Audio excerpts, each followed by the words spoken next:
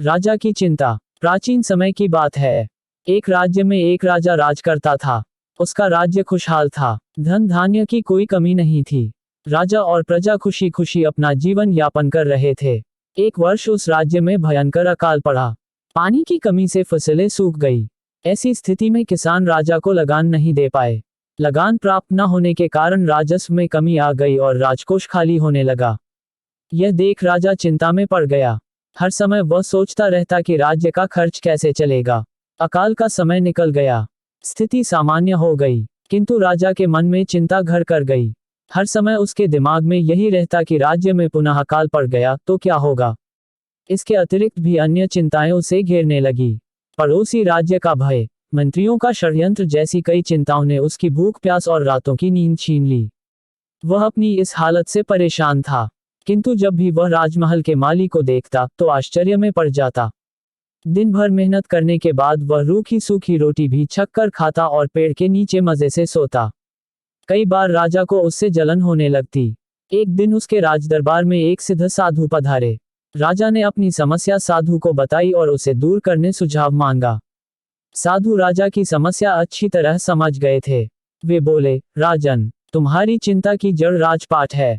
अपना राजपाट पुत्र को देकर चिंता मुक्त हो जाओ। इस पर राजा बोला, गुरुवर, मेरा पुत्र मात्र 5 वर्ष का है। वह अबोध बालक राजपाट कैसे संभालेगा।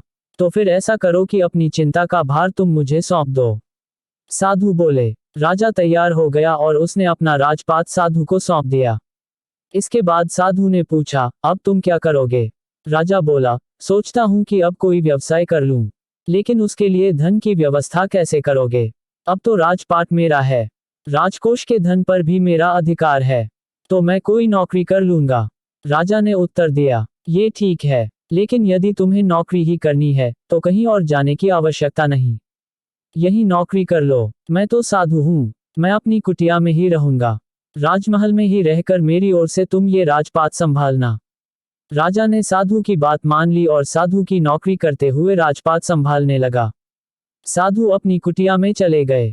कुछ दिन बाद साधु पुनः राजमहल आए और राजा से भेंट कर पूछा, कहो राजन, अब तुम्हें भूख लगती है या नहीं और तुम्हारी नींद का क्या हाल है। गुरुवर, अब तो मैं खूब खाता हूँ और गहरी नींद सोता हूँ। पहले भी मैं राजपाट का कार्य करता था, अब भी करता हूँ। फिर ये परिवर्तन कैसे, ये मेरी समझ के बाहर है। राजा ने अपनी स्थिति बताते हुए प्रश्न भी पूछ लिया।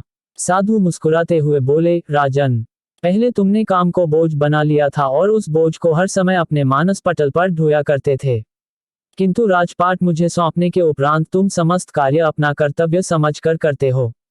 इसलिए चिंता मुक्त हो। सीख, जीवन में जो भी कार्य करें अपना कर्तव्य समझकर करें, न कि बोझ समझकर। यही चिंता से दूर रहने का तरीका है।